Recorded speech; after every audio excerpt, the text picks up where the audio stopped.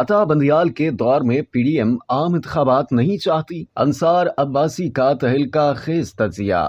P D M جلد election کے لیے تیار ہے لیکن 16 ستمبر سے پہلے نہیں۔ یہ تاریخ چیف جسٹس پاکستان عمر عطا بندیال کی ریٹائرمنٹ کی تاریخ ہے۔ حکمراں اتحاد 16 ستمبر کے بعد الیکشن کے لیے کسی بھی تاریخ کے لیے تیار ہوگا۔ ذرائع نے پارلیمنٹ کی مدت میں توسیع کے امکان کو بھی مسترد کر دیا، جیسا کہ ماضی میں حکمران اتحاد کے کچھ رہنماؤں نے اشارہ دیا تھا۔ کہا کہ ہم 13 اگست سے آگے نہیں جائیں گے۔ 13 اگست کو قومی اسمبلی اپنی مدت مکمل کر لے گی۔ کہا جاتا ہے کہ 13 اگست سے آگے جانے سے حکمراں اتحاد کو سیاسی لحاظ سے بہت زیادہ نقصان ہوگا۔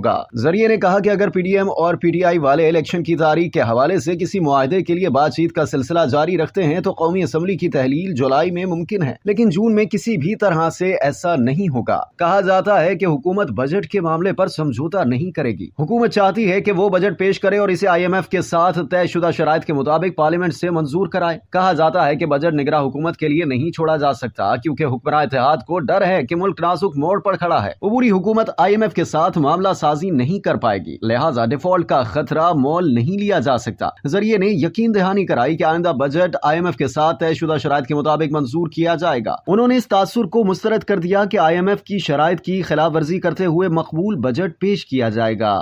اب تک کے لیے اتنا ہی۔ مزید جاننے کے لیے سبسکرائب کیجیے ڈیلی جنگ یوٹیوب چینل اور لائک کیجیے ڈیلی جنگ فیس بک پیج۔